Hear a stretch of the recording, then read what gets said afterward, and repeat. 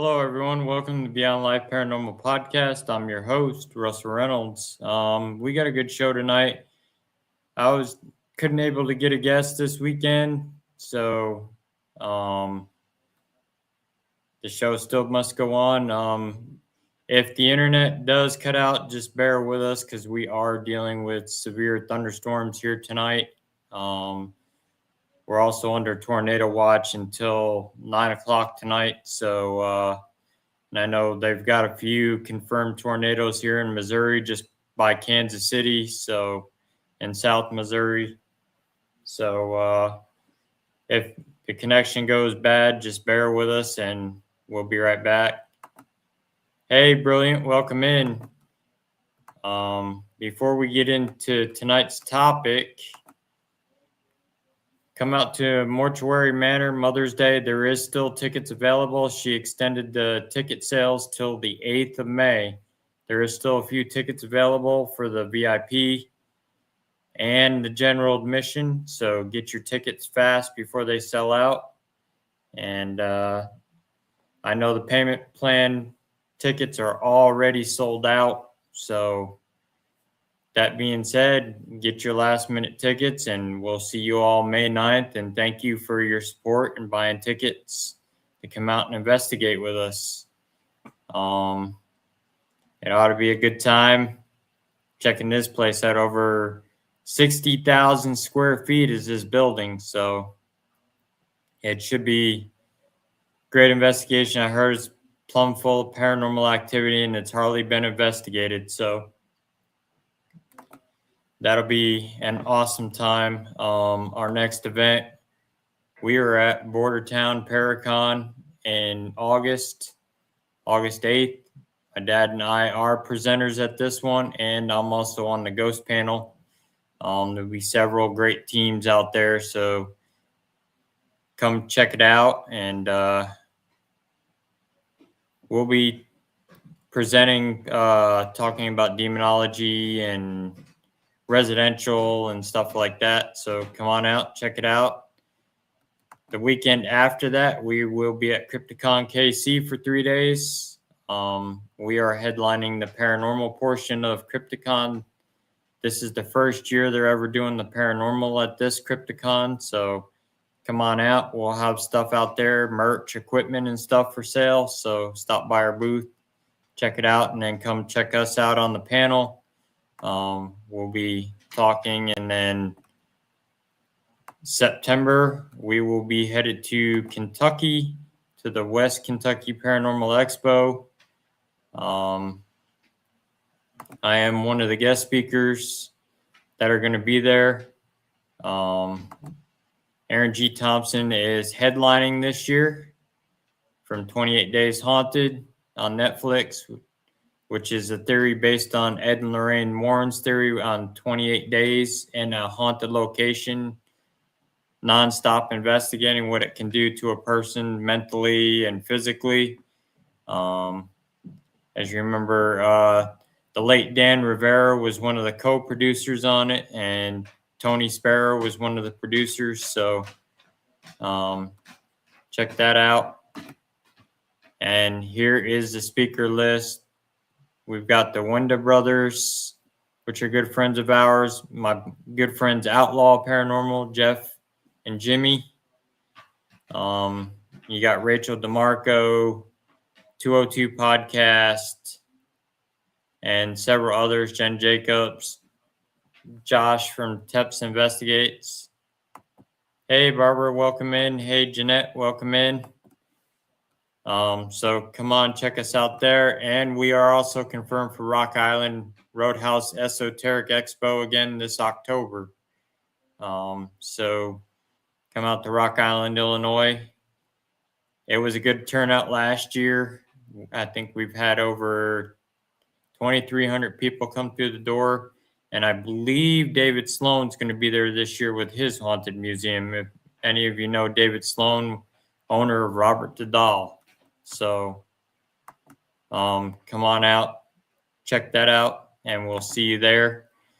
Tonight's topic, we're going to talk about how many people of you remember this movie, that came out in theater. It wasn't in theaters because it was so graphic. They wouldn't play it in theaters. Called Wrong Turn. They made several of them. I hear now they're coming out with a Wrong Turn 7.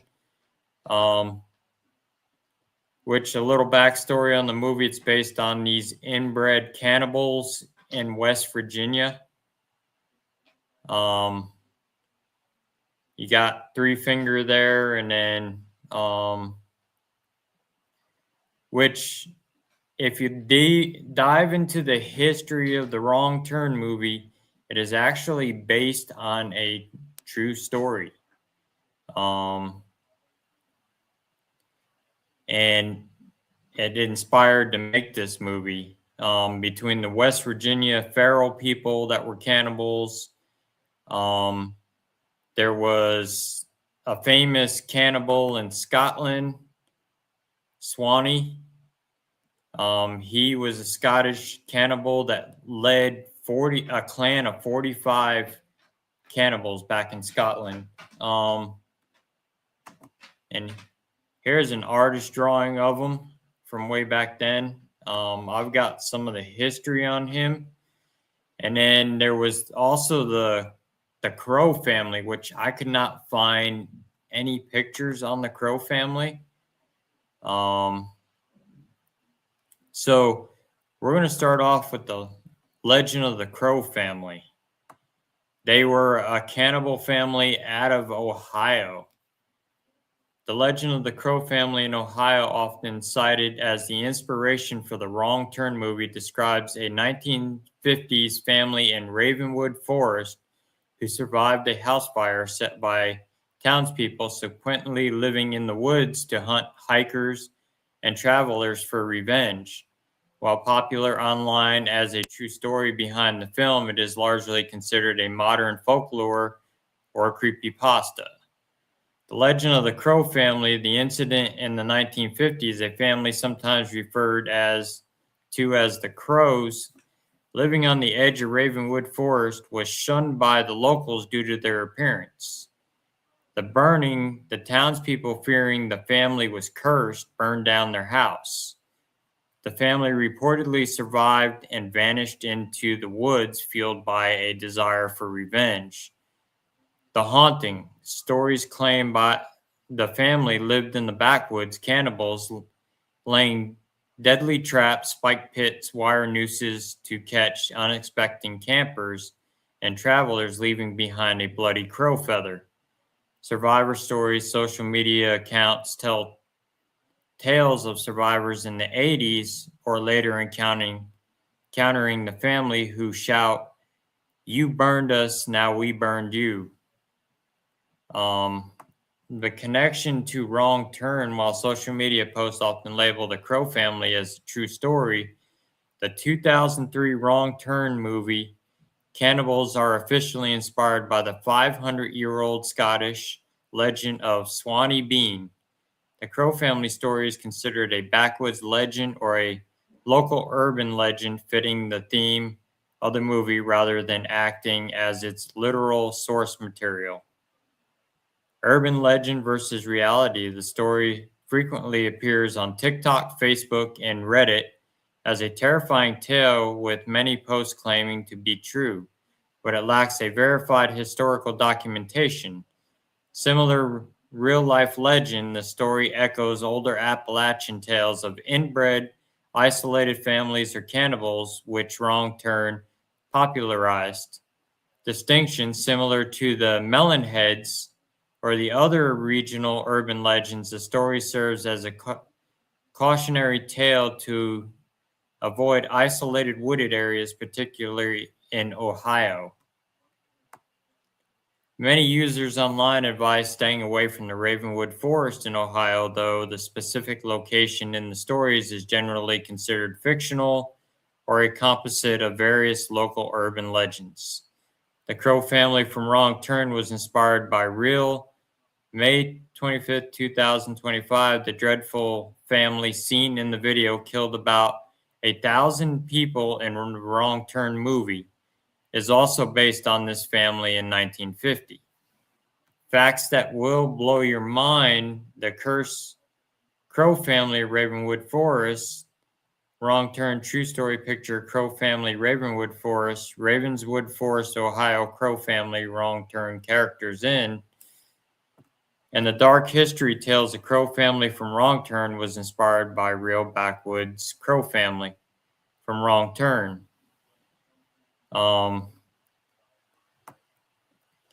And I've seen several people posting these videos on TikTok and stuff like that. I guess they survived a house fire and are seeking revenge on anyone who enters the forest. But there has been no sightings of them. So,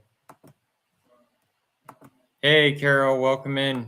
I don't know, Jeanette, with you live in Ohio, have you ever heard of them? The Crow family out there in Ravenwood Forest. I mean, that is something new to me. I did find something on the melon heads out there.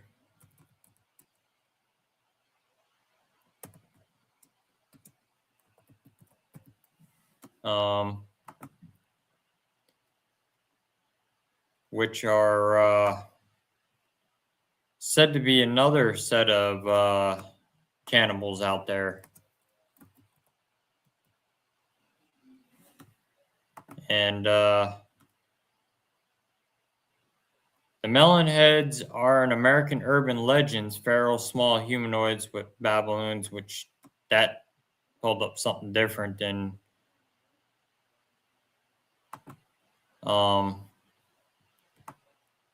here it is. This is in Michigan. These melon heads are from Michigan. They're cannibals. The melon heads of Michigan are said to reside around Felt Mansion, although they have been reportedly seen in southern forest areas of Ottawa County. According to one story, they were originally children with hydrocephalus who lived in Junction Insane Asylum near Felt Mansion. The story explains that after enduring physical and emotional abuse, they became feral and were released into the forests surrounding the asylum. The Allegan County Historical Society asserts that the asylum never existed, although it was at one point a prison. However, the story has been part of local folklore for several decades.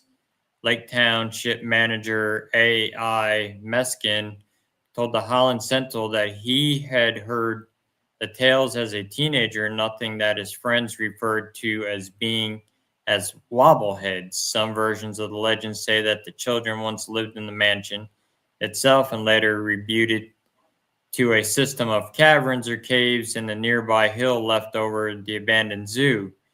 Some variations of this legend say that the children devised a plan to escape and kill the doctor that abused them. It is said that the children had no place to hide the body, so they cut it up in small pieces, which they hid around the mansion. Rumors existed that the teenagers who had broken into the mansion saw ghosts of the children and claimed to see shadows of the doctor's murder through the light coming from an open door. The legend has spread throughout the region, even becoming the subject of the 2011 film simply titled The Melonheads, which is based around the West Michigan legend. The Melonhead stories of Ohio are primarily associated with the Cleveland suburb Kirkland of Lake County. According to local lore, the Melonheads were originally orphans under the watch of a mysterious figure known as Dr. Crow, sometimes spelled Crowe, Krohe, or Kroh, or known as Dr. Melonhead. Crow is said to have performed unusual experiments on the children, who developed large hairless heads and malformed bodies. Some accounts claim that the children were already suffering from the hydrocephalus, that the Crow injected even more fluid into their brains. Eventually, the legend continues. The children killed Crow, burned the orphanage, and retreated to the surrounding forests and supposedly feed on babies. Legend holds that the Melonheads may be sighted along the Wisner Road in Kirkland and adjacent Sheridan Township in Gwinnett County. The Melonhead legend has been popularized on the internet, particularly on websites Creepy Cleveland and Dead Ohio, where users offer their own versions of the story. A movie of the Legend of the Melonheads released in 2010. It's based in Ohio legend of the various other legends in Kirkland area, and the 2018 horror anthology movie The Field Guide to Evil, featuring 8 stories from cultures around the world, a contribution to the USA, and a redemption of the Melonheads, where a man's son is taken into the woods to be turned into a melonhead. And then there's several spotted around Connecticut as well. There's the Connecticut variations. According to one variation of the myth, Fairfield County was the location of an asylum for the criminally insane that burned down in the fall of 1960, resulting in the death of all the staff and most of the patients, with 10 to 20 inmates unaccounted for supposedly having survived and escaped into the woods. Legend states that the Melonheads' appearance is the result of them having resorted to cannibalism in order to survive the harsh winters of the region and the inbreeding, which in turn caused them to develop the hydropolyphus. Some retellings of this version substituted the asylum or prison with places of business or campgrounds, and in the inmates' patients with employees, staff, or campgoers. Individual variations will modify what town these individuals were originally from and where they ended up. According to the second variation, the Melonheads are descendants of the colonial era family of the Sheldon Trumbull, who were banished after accusations of witchcraft were made against them, causing them to retreat to the woods. As with the first version of this legend, this variation attributes the appearance of the Melonheads to inbreeding.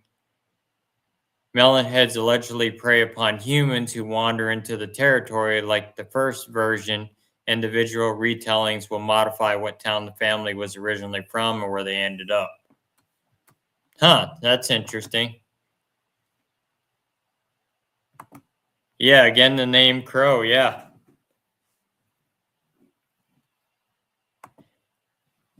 They say that it's kind of an urban legend, the Crow family is. And yeah, Ohio's full of weirdos. Well, it seems like up there in the New England area too are full of it. And one name I do recognize, the last name, Trumbull. That is part of the colonial family up there. The Trumbulls are. I have some Trumbulls in my family as well. My one great grandmother's a Trumbull. So, but I haven't found any connection where they were into the inbreeding or anything like that or cannibalism. And that Trumbull, she's from Rhode Island. So, but there is Trumbulls that do live in Connecticut that are from Connecticut and stuff like that. So, and then there was another one I did find, the Melonhead's Revenge, when I was looking up Wrong Turn.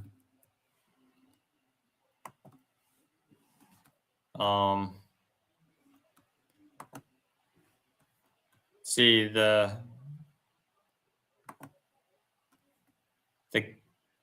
Gauga County Maple Leaf had wrote an article on the Revenge of the Melonheads, urban legend or real life.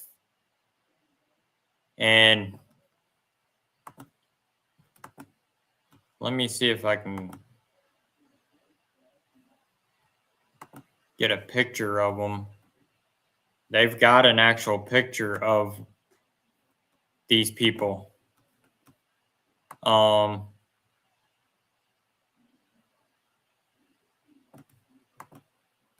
Yeah, Connecticut, they're saying is part of the Trumbull family, is what they're saying.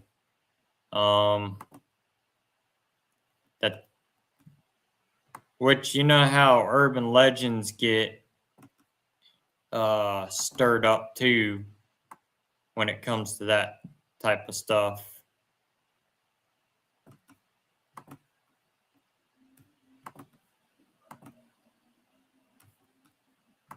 But I mean, even the Pharaoh people of the Appalachia too, same thing. They were cannibals also. And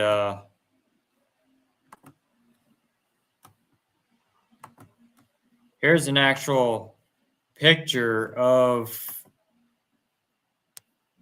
the melon heads out of Ohio that were cannibal.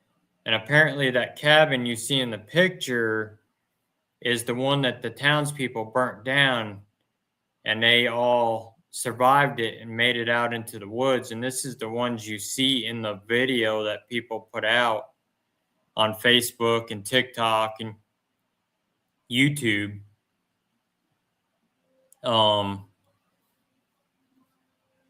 And I mean, that's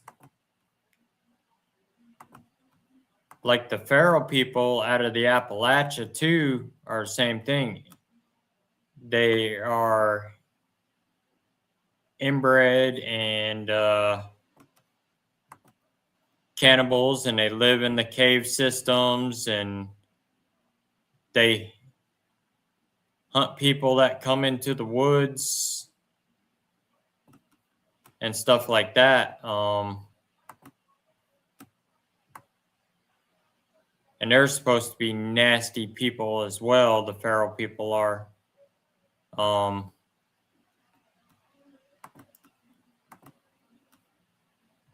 And if you go back on my YouTube page, I did a whole podcast episode on the Pharaoh people out of the Appalachia. So we're gonna move on to this guy right here.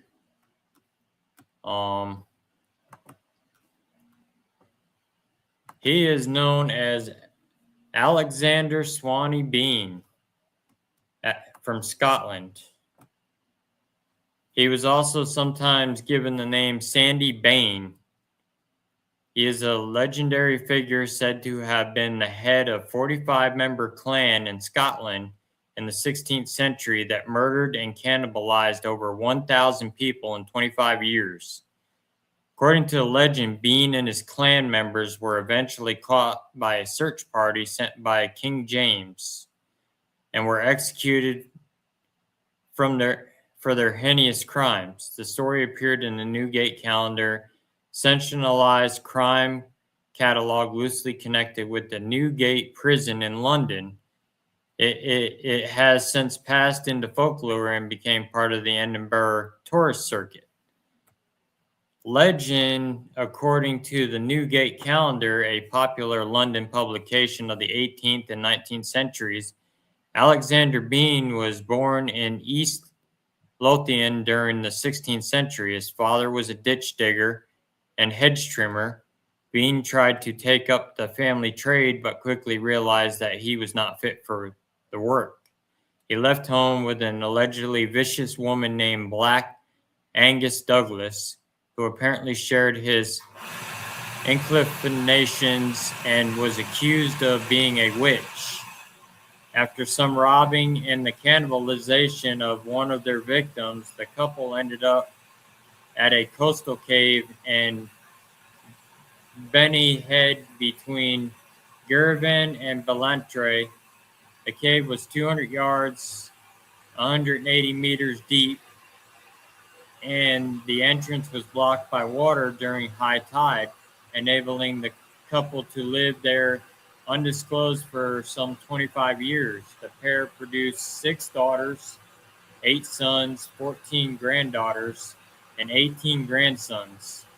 The grandchildren were said to be the products of incest between their children. Lacking the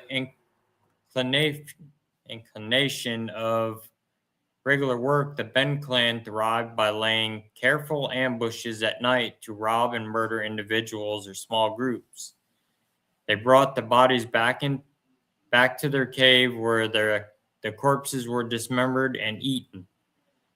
They would pickle the leftovers and discard body parts in barrels. These leftovers would sometimes wash up on nearby beaches. This strategy helped conceal their crimes by leading villagers to believe that animals were responsible for the attacks on travelers. The body parts and disappearance did not go unnoticed, but the clan stayed in their cave by day and took their victims at night. Thus, the villagers remained for a time unaware of the murders living nearby. Once local people began to take notice of the disappearances, searches were launched to find the culprits. One such took note of the cave, but the searchers did not believe any human could live in it. Frustrated and desperate for justice, the townspeople hanged several innocents, but the disappearances continued. Suspicion often fell on local innkeepers, since in many cases they were the last known to have seen the missing people alive. One night, the Bean clan ambushed and married a married couple riding from afar on one horse. The man, trained in combat and armed with sword and pistol, was able to hold the clan off.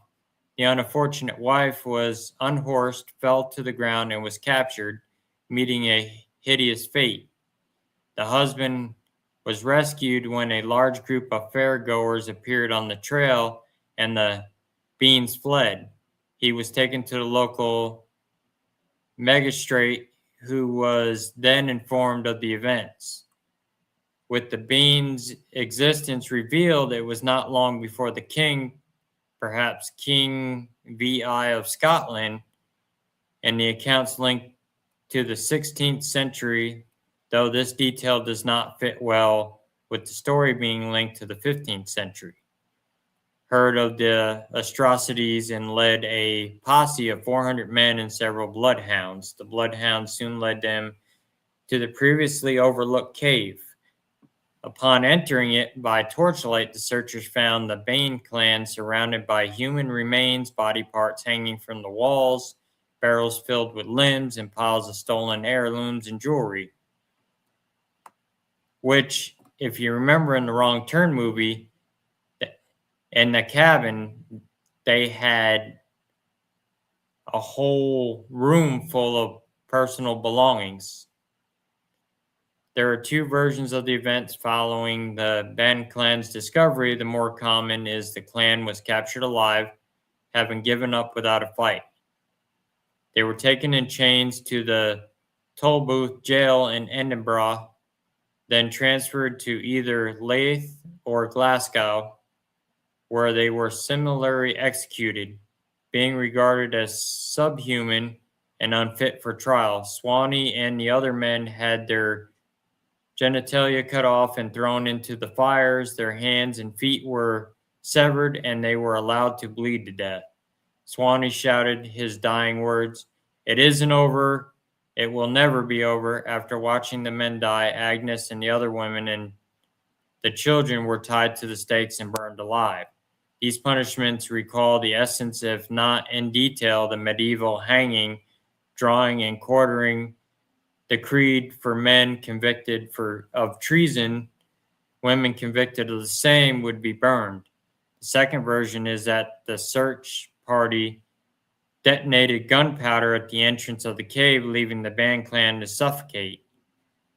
The town of Girvan, located near the macabre scene of murder and debauchery, has another legend about the Ban clan. It says that one of the band's daughters eventually left the clan and settled in Gurvan, where she planted a tree that became known as the Hairy Tree. After her family's captured and exposure, her identity was revealed and angry locals hanged her from a burrow of the Hairy Tree. Sources and veracity: there is a debate over the validity of the Swanee Bean tale. Some assert that Swanee Bean was a real person, while others consider him a mythical figure. Dorothy L. Sayers offered a gruesome account of the tale in her own fiction anthology, Great Short Stories of Detection. Mystery and Horror, Gallens, 1928. The book was a bestseller in Britain and was reprinted several times in the next 5 years. In 2005 article, Sean Thomas notes that the historical documents, such as newspapers and diaries, during the era in which Swanee Bean was supposedly active, make no mention of the ongoing disappearance of hundreds of people. Additionally, he notes inconsistencies in the stories, but speculators that kernels of truth might have inspired the legend. There are contradicting beliefs as to when the alleged atrocities occurred. Thomas explains that while many believe Swanee Bean's campaign took place during the 16th century, others placed it on centuries earlier. Thomas also believes it's likely that the legend of the embellished and altered over time to make it more relevant to readers and more salacious. The Swanee Bean legend closely resembles the story of Christy Cleek, attested from the early 15th century, a mythical Scottish cannibal said to have lived during the Femnine in the mid-14th century. The legend of Swanee Bean first appeared in British chapbooks of printed street literature. Many today argue that the story served as a political propaganda to degenerate the Scots after the Jacobite risings. Thomas disagrees, arguing if the Swanee Bean story is to be read as deliberately anti-Scottish, how do we explain the equal emphasis on English criminals in the same publications? Wouldn't such an approach rather blunt the point? A broadside from the Sierra in 1750 mentions the Scottish traditional story of Sandy Bane as it relates to the report of a murderer who had been eating live cats. Another cannibal story from Scotland, even more redundant of the Swanee Bane tale than the Christy Clark story, can be found in the 1696 work of Nathaniel Crouch, a compiler and popular history writer who published under the pseudonym Richard Burton. He tells the following tale, which is allegedly happened in 1459, the year before the death of James II of Scotland, about which time certain thief who lived privately in a den with his wife and children were all burned alive. They haven't made it their practice for many years to kill young people and eat them. One girl only of a year old was saved and brought up at Dundee, who at 12 years of age, being found guilty of the same horrid crime, was condemned to the same punishment.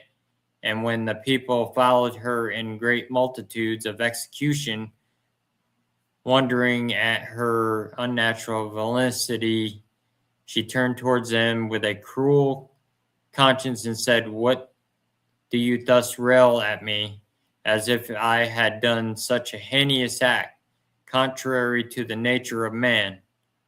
I'll tell you that if you did but know pleasant the taste of man's flesh was, none of you all would forbear to eat it." And thus, with an impotent and stubborn mind, she deserved death.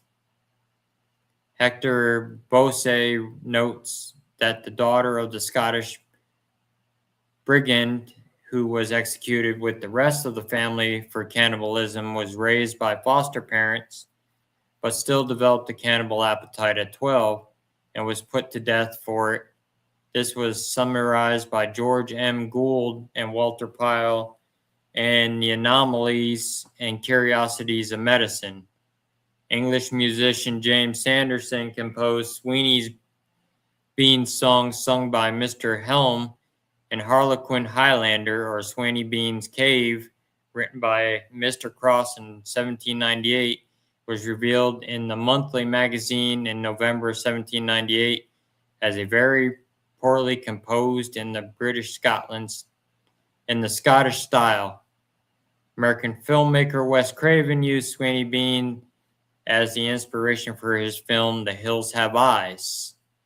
English musician Snakefinger closed his final album, Night of Desirable Objects, by Snakefinger's versatile Vagrants, with the two-part song, The Ballad of Sweeney Baines, Death Dance. The first part is the cappella telling the story in 3 8-line verses, while the second is an instrumental led by Snakefinger's violin.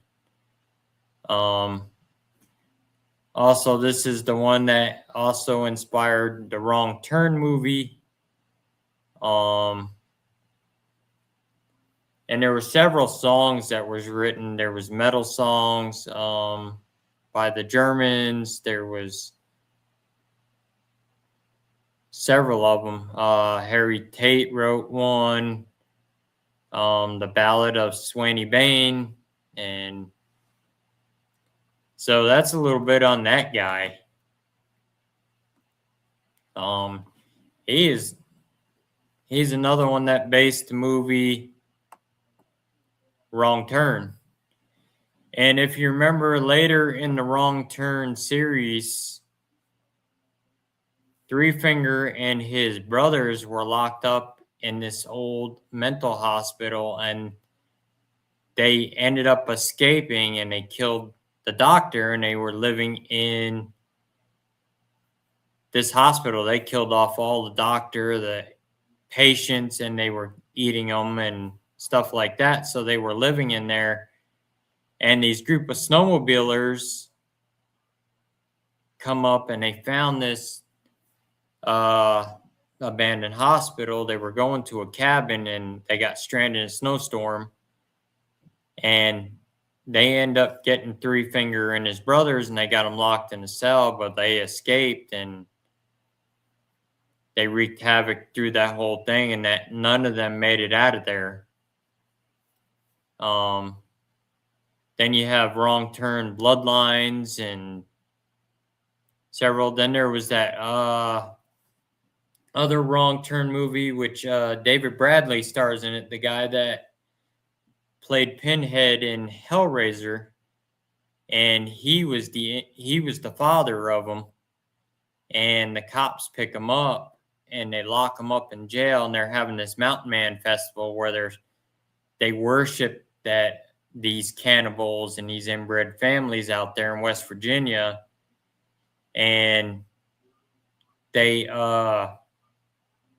end up breaking him out of jail and stuff. Yeah, there you go. Doug Bradley. That's right. Yeah, Doug Bradley. He was in that movie, that one Wrong Turn movie. I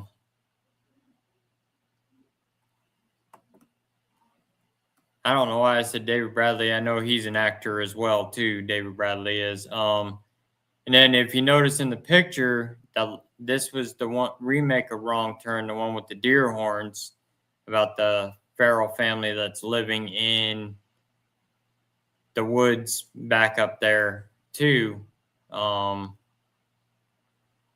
But they didn't do so much of cannibalism. They were more like how that TV show The Outsiders were, where they lived up in the mountains and they lived by their own rules, had their own language, their own laws and court, which that movie didn't fit into the regular Wrong Turn series that you've seen from the first few. And these guys had superhuman strength. I mean, like The Hills Have Eyes. There was the other Wrong Turn movie where they were living in a cave also.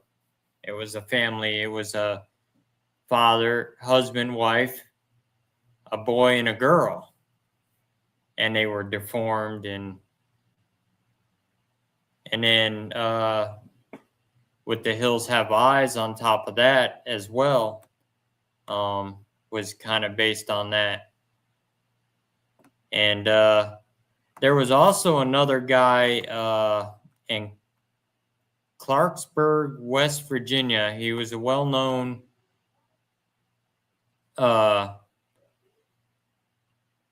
beast man.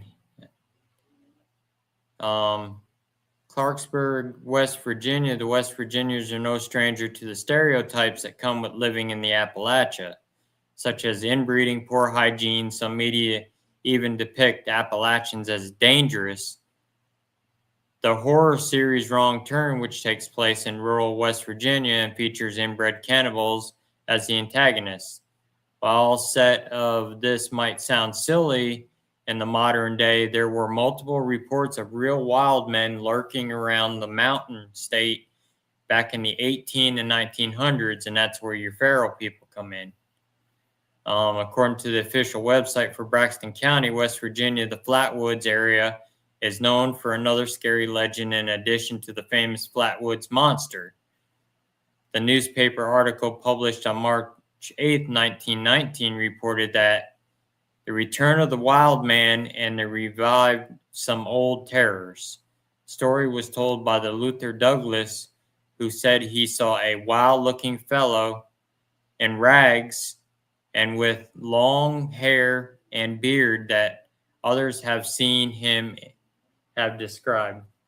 Douglas then said he took out his revolver and fired 2 shots, and the man turned and fled, screaming louder than ever. The article ends by saying that the authorities were again agitating the question of taking some means to capture the much feared lunatic or whatever he is.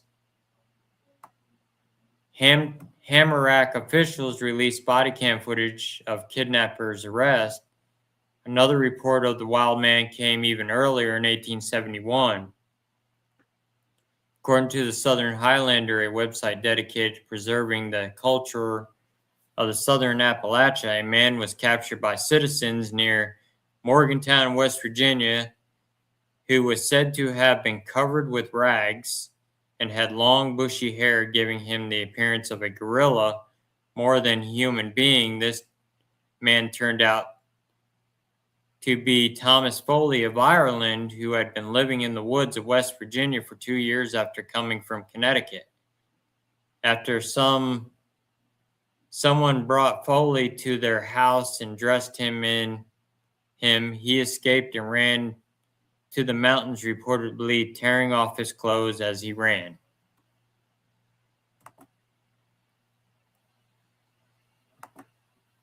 The Peacock family on the X-Files episode. Oh yeah, I do remember seeing that on the X-Files. The Peacock family. Yeah, that episode was crazy. And I mean, there's still people reporting today that there's still wild men out there. I mean, there's sightings coming out of the Appalachian Mountains and the Smoky Mountains like crazy. I mean, Tennessee, the Smoky Mountain National Park has got reports like crazy of these feral-looking people living out there. And I mean, they're known as the bearded men. I mean, so what's saying that they're not? I mean, I've seen a lot of pictures of the feral people and the cannibals. I mean, one of them I saw was they're fully bearded. They don't wear any shirts. They're kind of hairy. They're kind of deformed looking. And that's what people say they see about them. And I mean, imagine seeing them. You're just nonchalantly walking in the woods and you run into one of them living in the cave systems. And I mean, I wouldn't want to run into them. You better be packing if you're gonna go in the woods and run into them. I mean,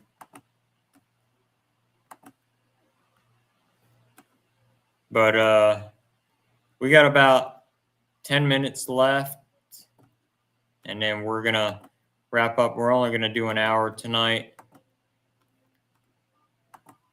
This is supposedly what they look like, a drawing of one of the feral people, the cannibals.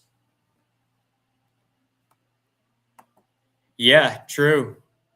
How many can be? Yeah, exactly. I mean,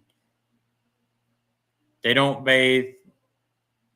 They're covered in hair. They're deformed, a lot of them. So, and like I said, I did a whole episode on feral people from the Smoky Mountains and stuff like that. And I mean, we're starting to hear about them here in Missouri as well, down in the Ozarks. Apparently, we have Ozark feral people now that are cannibals and prey on people down there. There was one family, I saw a YouTube video that just disappeared down there. Nobody knows what happened to them. They just up and vanished one day. The house has actually been demolished, and it is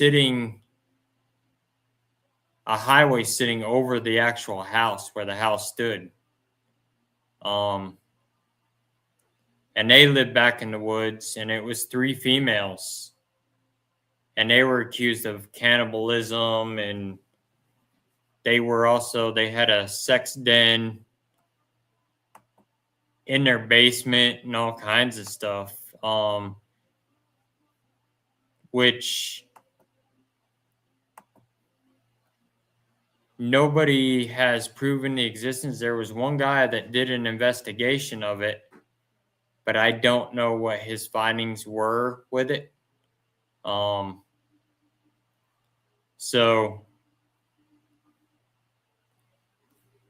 I don't know how many people you would find out there. That makes you wonder. Be careful when you're out there in them woods. I know I've talked to several people that live in the Appalachian Mountains, and they don't go out after dark out there. They say you keep your doors locked, your windows locked. You do not go outside after dark there. And can you imagine even the moonshiners out there? I mean, the illegal moonshiners are out there in them woods in the dark, and how many stuff they hear out there when it comes to these feral people and all that stuff. I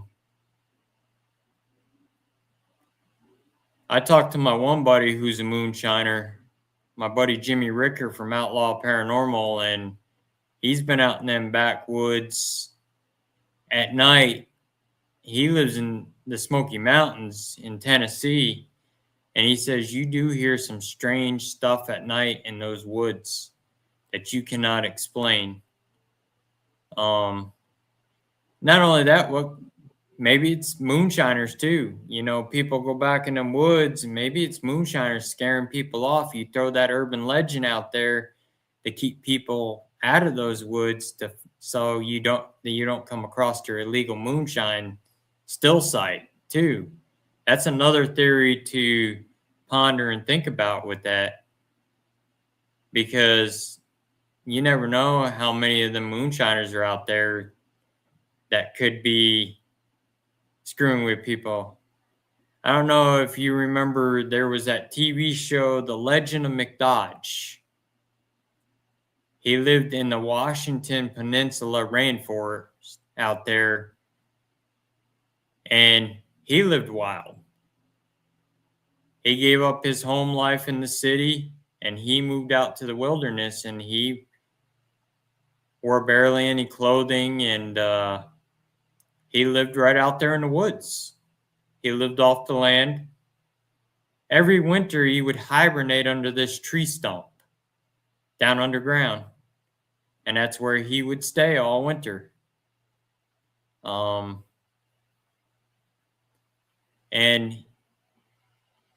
he lived wild. That's why they called him Call the Wild Man, his show.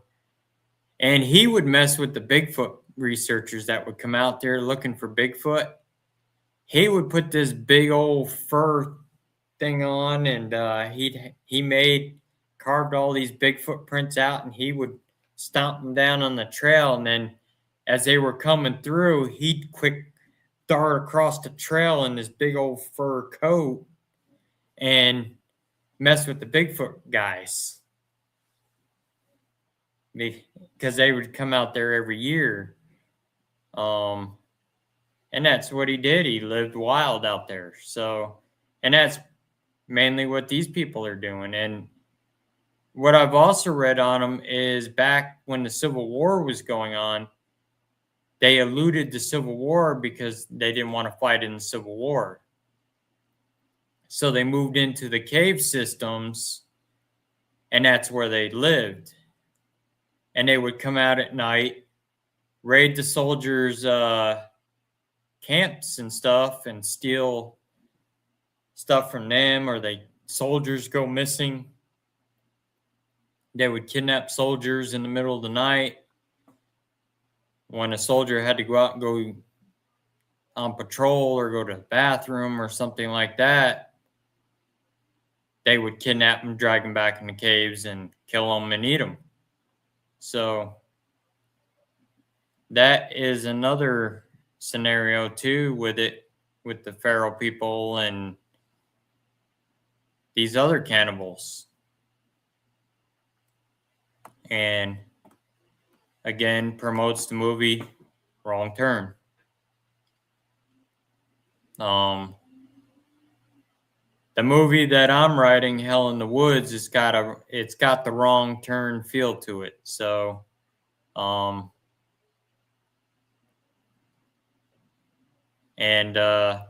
that movie is almost done, and it's going to be ready to be filmed, and I'm hoping to get it filmed soon. That one's going to be a good movie. That's going to be a good horror movie not to miss. When I get it done, I've already got the blueprint wrote out for it. The scenes are wrote out already. So I'm still working on a lot of the stuff, and then getting the resources and stuff for it, because you need the special effects, you need all the makeup artists, blood, costumes, and all kinds of stuff for that, and then the film crew, which I've got somebody who's willing to film it. So that'll be an awesome movie when it comes out. And this is based on my short story that I wrote several years ago for a Halloween. Do you have a production company you're working with? Yeah, I've been in talks with Scare Network TV about Billy Lewis about filming it.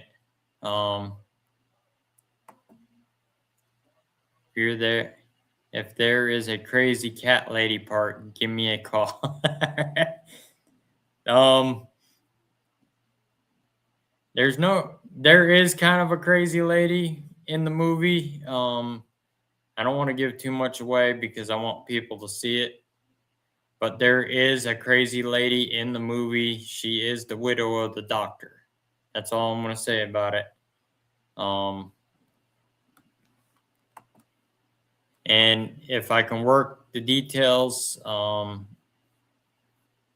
it may be the nun playing her. I don't know yet, but I'm still working on details and getting stuff out there. So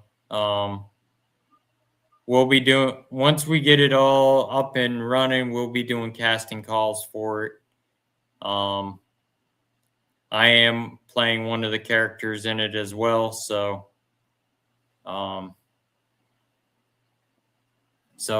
it should be good. And I'm one of the antagonists in it, so. And it's, like I said, it's going to have that wrong turn feel to it. And then the other two movies that I wrote are two paranormal movies.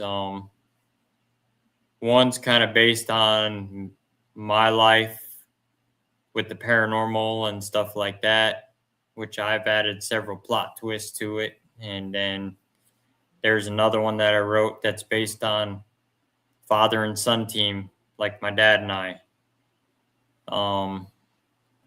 in the paranormal and investigating and stuff like that. So those won't be too big of a production. Yeah, Carol, I've been busy, that's for sure. I've been working that Hell in the Woods movie. I've been working on it since January, my book since January, and then wrote these two others in February. So yeah, I've been pretty busy. Plus on top of podcasts, working and stuff like that too. So like Jeanette always says, she doesn't know how I have time to sleep because I am so busy. And I just keep getting busier and busier. So, and my job, I'm going to be working 55 hours a week most of the time. So, and I'm doing these paracons and stuff like that and investigating. And so, and now I've got my own business now. So we are an LLC. Yeah. And we're building equipment, which our equipment line will be out very soon. We've got some stuff coming out that's going to blow your minds. And we've got one that's in pre-production right now that I'm not giving any details on it because this is my own design. I created this and designed it. And so I'm not going to give any details because it's going to be patented under me. So let's just say it's going to be a must tool for you paranormal investigators to have. So,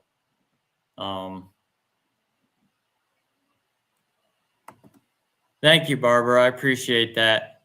Yeah, we're working. My cousin Brad and I, we're doing the building stuff, and my cousin Kathy, she's handling the merch and stuff like that. So us family all teamed up together and we're working together on it.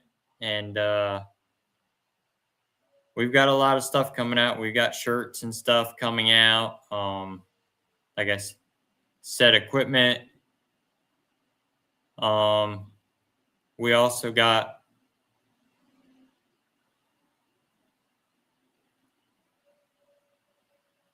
sorry guys, I thought I heard our tornado siren going off.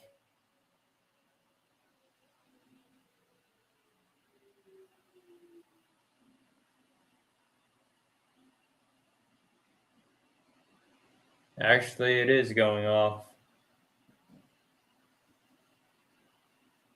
Usually for us, that means there's a tornado close by, but I mean, we've been dealing with I'll be in a third book coming out. Oh, cool. Yeah, I'll save you one, Jeanette. Thanks, Carol. I appreciate that. Yeah, I mean, we got busy season coming up. Oh, we will be. Our last tornado we had here, our major one was 1975. We had a minor one go through here and it was 2012. It went through my backyard. But the way the river is here where we live, it diverts around the river. They stay more south of us. I mean, our sirens went off a few times, and but we had 80-mile-an-hour winds here earlier with the thunderstorms, and so,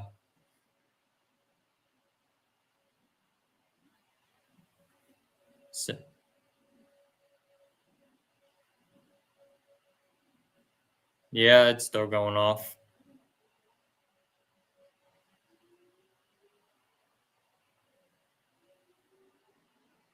And thanks, Brilliant. I appreciate that. Yeah, we're gonna wrap up with that thing going off. See what's going on. I didn't get any notification on my phone. I know we were under tornado watch here until 9, so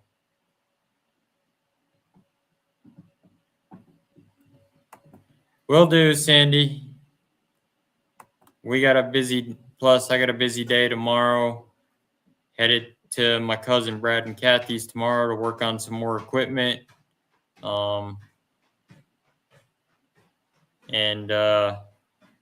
pick up merch and stuff so I can get working on that. So I'll have shirts out here before too long.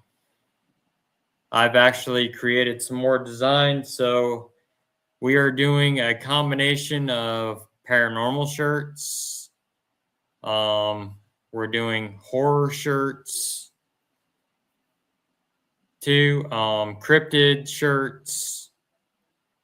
I've even got some memorial shirts for like Ozzy Osbourne, Chuck Norris, stuff like that. Coming out. Ed and Lorraine Warren shirts and stuff like that too. So,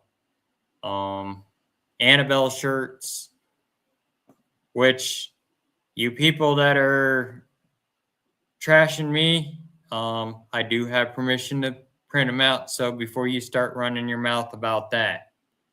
So I'll let you know right now, I do have permission. And again, I am related to the Warrens, so I'm going to leave it there. I don't want to hear any more about it. I did find a connection.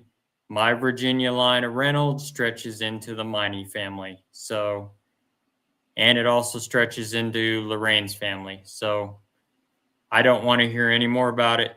And I'm going to leave it at that. So before you say, oh, he can't print those out. Yeah, I can. I have permission. So, and we're also doing cutting boards too. We're doing horror cutting boards, and we have an Annabelle one. We got a cutting board of let's see, Jason, Michael Myers, Freddy Krueger, Pennywise. We also have a Bigfoot one. Hannibal Lecter. We got a Vincent Price one coming out. Wolfman. All kinds of stuff. We've been busy, and I've been making the designs. I do all the designing, and my cousin Brad's got the laser engraver wood burner that we've been doing the cutting boards with, and they've got 3D printers that we've been making stuff. And we do have, be on the lookout, and this may be a one-time thing. I don't know yet if we can get them mass produced.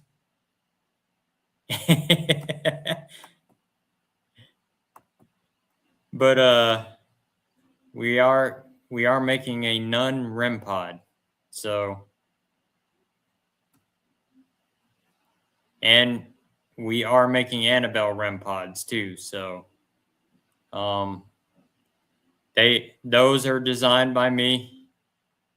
So thanks, Barbara. I'm glad you did learn quite a bit tonight. Now you learned on the cannibals and the feral people, and thank you, Carol. Appreciate that. Thanks, Sandy. Yep, I did. I've been doing genealogy like crazy. I did the research myself, and I was able to find the connection. And I'm actually doing a family tree for Tony and Judy too. So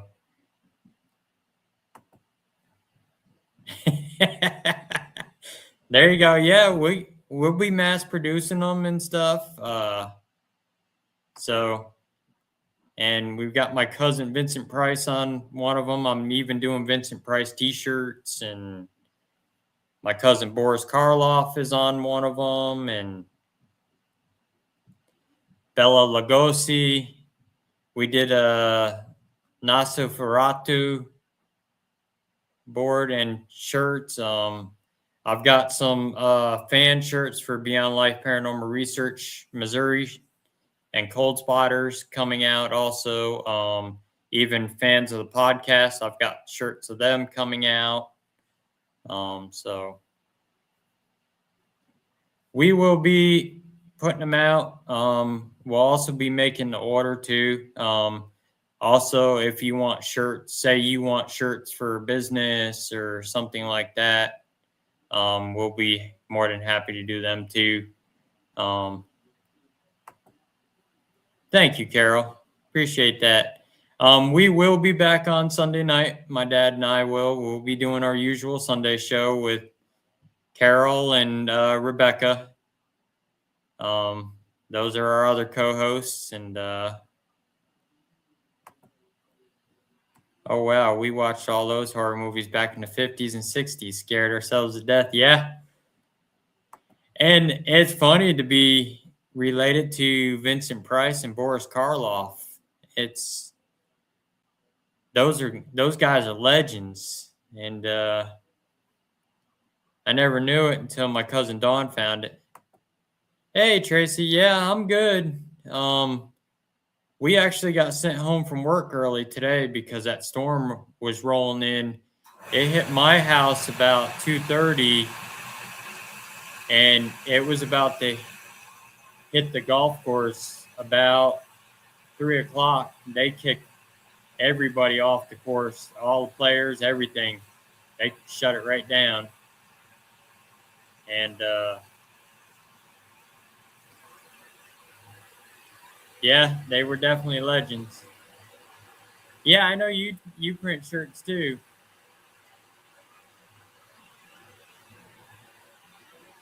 Yeah, will do, Brett. Just shoot me an email. We're gonna make a merch. We're gonna have a merch store out that's gonna have everything listed. Our cutting boards, our figurines, and T-shirts, everything. So, and we'll be taking orders and stuff. And I appreciate that. And like I said, it's you guys that make the show. I'm just little old me. I'm just the host. You viewers are what makes the show possible. So, if it wasn't for you, there wouldn't be a show. It's like it mainly passed here in Galt. Yeah, I know. I saw there was a confirmed tornado down by Belton, Missouri. 1 touchdown, and that's right south That's actually an hour south of me. We got hit with severe thunderstorms, and it was pretty bad. And we were coming down Highway M, and how bad the wind was, it blew over a pole. The electric company was actually fixing a pole in the middle of a thunderstorm because it blew the pole over right to the road. And then the other one got struck by lightning and blew that pole right apart. And yeah, we'll do, Tracy. Well, like I said, we'll be having them at all the events we're going to be at. Be on the lookout. We will be hosting our own paranormal events as well. I do have a license to host paranormal events as well. And so be on the lookout for those as well too. We're starting off slow and then building our way up since we just started out. But like I said, we're not in it for the money. I mean, our residential event cases and stuff and cleansings all still free of charge. We will never charge for a residential or a cleansing. Now events we will charge, but that's it. But we're not charging for residential, none of that. That will stay free forever. So, and we're going to continue to keep going on and building. We got some stuff in the works with Outlaw Paranormal this year and all kinds of stuff. So, we'll probably be doing some filming with them as well. So, we got some stuff planned with our good buddy Ken 10 Paranormal, Kent Wilson. Doing some more investigations with him.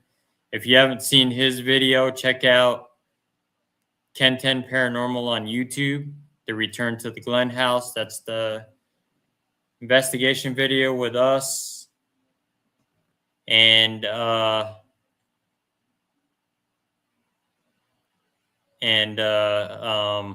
sorry, I was reading the comment. But yeah, we'll be doing some more with him at another place here in Missouri. I believe he's planning a Paracon at the Glen House this year too. I haven't heard anything yet, but when he does, I am one of the guest speakers there at his Paracon there at the Glen House, and then Kent and I are leading will be leading the paranormal investigation through the Glen House. So, and if you've never been to that place, you definitely must check that place out. It's awesome. Right? Yeah, money's boring. That's why I work. Because that's what pays my bills. And that's why I work a full-time job. This is just side hobby. I still need to borrow your dad FaceTime, walk through my house. I want to know what he sees. All right. Yeah, we'll schedule something, Jeanette, for that. And just think, you get to meet him May 9th. So when you investigate with us at Mortuary Manor. And I can't wait for that investigation. That's going to be a good one. And then June, we're going to be at Missouri State at the Get Haunted event, investigating there too with the Get Haunted guys. And next to Kin Paranormal, they're all good buddies of ours. And that's going to be a good one. I always love going to Missouri State. And then we got an invite later in September. Oh, Randolph County Infirmary? No, not yet. That's on one of my lists, place to go to. Hey, Paranormal Girls and Tim, welcome in. we're getting ready to wrap up. You're a little late. Y'all have to check out the replay, but we were talking about Wrong Turn, the true story behind the movie. And oh, nice. I know my buddy, he's going to Ohio to an investigation May 2nd, because we're just going to miss each other because he'll be there the weekend before me. And so, but yeah, Mortuary Manor is another good place to check out. I can't wait to go investigate that old funeral home museum. And but we're gonna go ahead and get ready to wrap up. I got a long day tomorrow, and I'm exhausted. I've been up since 5 o'clock this morning, so and like I said, we got a busy day tomorrow, working on merch and building stuff. So and getting these prototypes done before convention. So I will bring a prototype with me to Mortuary Manor May 9th. So Jeanette, you'll be able to see it work. These are field tested already because my cousin's house is haunted. So we had one sitting upstairs on the dresser, and she told me it was going off like crazy, and there was nobody in that room. So and you'll like the designs on them, and mine are a little different. They play two tones. So most of your annoying REM pods have that annoying alert tone. Well, we made these so you can change it, so you don't have to listen to that. I'm going to Broadwell Funeral Home in Felicity, Ohio on the 4th while I'm in. Oh, nice.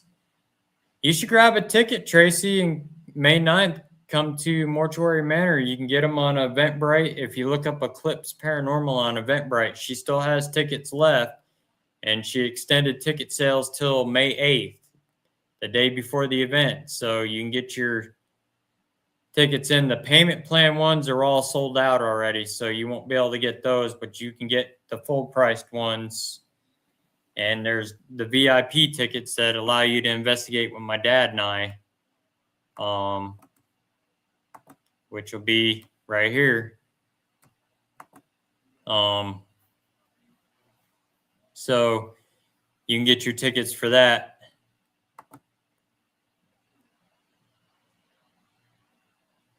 Yeah, it's in Toledo, Ohio. It's only, I saw for me, it's only like a 6-hour drive.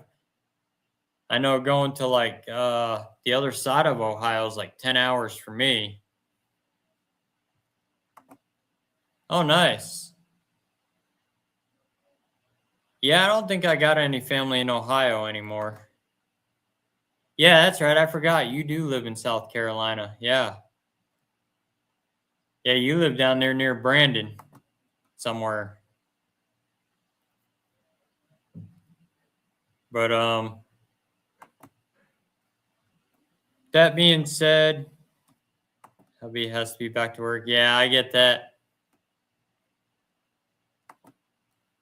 And with that being said, we're going to get ready. I'm going to wrap up here for the night. And remember, if you're being bullied in the paranormal field, you do have a voice. There's nobody better than anybody in this field. We're all after the same common goal, to prove the existence of life after death. So knock it off with the bullying and the drama. So with that being said, oh, you live about an hour? Yep. I think I remember you telling me that. With that being said, everybody have a good night. We will see you Sunday night, 8:30 p.m. My dad and I for our Sunday show. When things start to slow down, I may do a Saturday show again too, but right now we are so swamped up. So Saturdays are busy for us Saturdays. So Sundays we're able to do one. Exactly, Tracy. We're all in it together. And we need to start bringing some unity back into the paranormal field. Stop trashing people. You know what I mean? It's garbage. People just want to pick people apart for no reason without knowing facts or actual evidence or anything like that. They rather pick good people apart and try to ruin them instead of worrying about themselves and doing their own thing. It's easier to bully somebody and pick someone apart and trash their team. And that's the way it's going. And it wasn't like that 31 years ago when I started. I mean, you had your occasional heckle, oh, you're fake, it's not real, ghosts aren't real. That's about it. But I mean, even Ed and Lorraine had their stuff, and they still got it, even though they're passed on. But people just need to quit that. And I'm going to leave it at that for now. And they know who they are. They've already gotten the wrath of me for it. So, like I said, they just need to go about their own business and leave us alone. Let us do our thing. Hey, Ambry, welcome in. Many of you don't know, Ambry is one of my team members that belongs to Beyond Life Paranormal Research Missouri. She's one of our new members. Her and her friend Val, they're part of our team. So they'll be out on investigations with us. And they'll be investigating with us at Missouri State this year. So this summer. So make sure you give her a follow too. She's on Instagram and stuff and Facebook. Get your butt to bed. Yeah, I need to go. I am tired, but you know, us paranormal investigators, we don't have a sleep schedule. So with that being said, everybody have a good night and stay safe out there. Anybody that's in the path of these storms tonight. Hey, Val, welcome in. And there's Val, our other team member. Oh, you're welcome, guys. We appreciate you guys too. We appreciate all you having our backs. My dad and I both do. And we appreciate you guys sticking with us and standing by us with all that drama we just had to go through. Like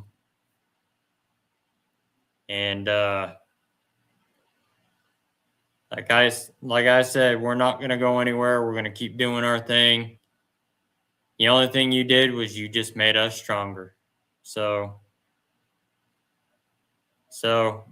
I hope you feel sorry for yourself for getting your facts wrong, because I've proven you all wrong. So I'm going to leave it at that. And they'll never give me an apology. Their pride is too good for that. I'll never get an apology. And I don't expect one. They want one out of me. They're not getting one out of me. They picked me out of the blue to start when I never knew anything about them, knew who they were, nothing. They picked me. They don't get an apology from me. They owe me one for what they did. And when you tear into my family, you draw the line with me. So, like I said the last time. Yep, exactly. They stiffen our spines, and that's what they did. They stiffened our spines, and you just made me push harder. So, And you see what accomplishments we're doing. We're pushing harder. So that's us pushing back. And we're not going to stop. So we're going to continue to keep going.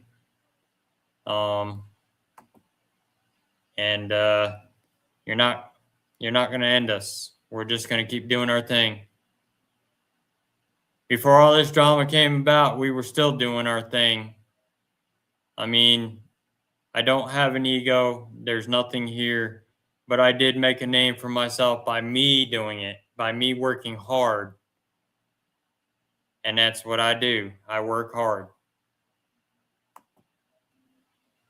Two best friends working with the Warrens. We truly are living the dream, ain't we, Val? I support the Warrens. And I support them too. And like I said, I found the connection, and it is true. So I proved you wrong. So just let it lay, let it die, and leave it at that, because that's what I'm doing. I don't want to hear nothing more about it on your little sites, nothing. Like I said, all my stuff that you got on there, take it down, because it's all copyrighted by a licensed business. So you don't have permission. That's why it says on the bottom of this podcast, without written consent. So if you're taking my stuff and posting it any places, you don't have permission to do it without written consent from me. I am the owner of this podcast, the owner of this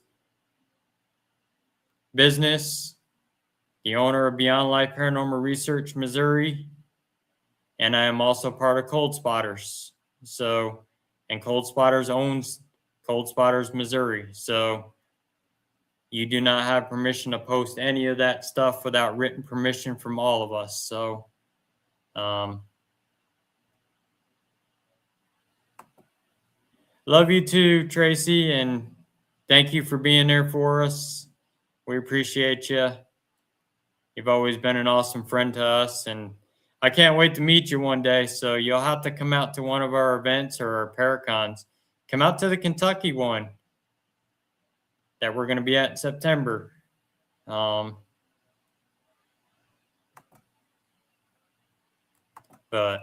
that being said, everybody have a good night. God bless. And we will see you Sunday nights, 8:30 p.m. Central for my dad and I. Yeah, we're staying safe. Most of them been south of us. We had one in Belton, Missouri that's about an hour and 30 minutes south of us by Kansas City. There was a confirmed tornado touchdown. But we've been lucky so far. Like I said, our last one, our big one was in 1975. That was an EF5 tornado that wiped out the town here. And then we had a minor one come through in 2012. It come through my backyard of my house in the middle of the night. We were awake, and I mean, you could literally hear the rumble of that tornado come through, and broke a tree limb, picked up my flatbed trailer I pulled behind my truck and threw it out in the field. Didn't damage it at all. And then it went uptown and grabbed some electric poles and put them in places where they shouldn't be, and did a bunch of damage uptown. But that's about it. But we've been lucky because of the way the river's diverted from all the floods over the years. The tornadoes seem to follow the path of the river and avoid us. So we've been kind of lucky. So I'm going to knock on wood on that, because it's still tornado season for us here. Our tornado season lasts through most of June. So, and then starts back up again in like August. Because like late June, early July is when we start getting our extreme heat for Missouri. So the tornadoes kind of die down. And then we'll get them again in August when it starts to cool down a little bit, is when they'll start back up again. But all right, guys, I'm going to get my butt to bed and get up in the morning, go build equipment. So that being said, everybody have a good night, and we will see you Sunday. Carol, I'll send you a link for Sunday. If you talk to Rebecca, let her know too. I'll send you guys a link. So we will see you Sunday for our Sunday show. Everybody have a good night. Stay safe out there with all these storms and tornadoes. If you're investigating this weekend, travel safe. Be safe out there. And we will see you Sunday. Have a good night, everyone.